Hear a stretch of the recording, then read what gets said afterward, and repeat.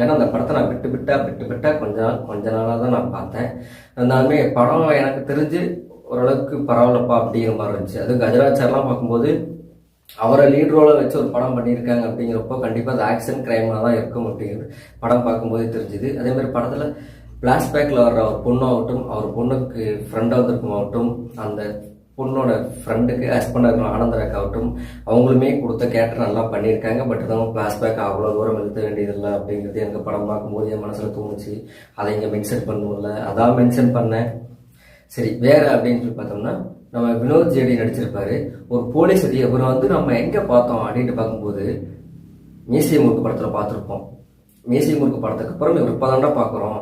ஏன் ஹிப்ஹாப் பாதிசார் படத்தில் இவர் அடுத்து எந்த ஒரு படத்துலையுமே வரல. இருந்தாலும் இந்த படத்தில் இவர் இருக்காரு அப்படிங்கிறப்போ நல்லாவே பர்ஃபார்ம் பண்ணியிருந்தாரு.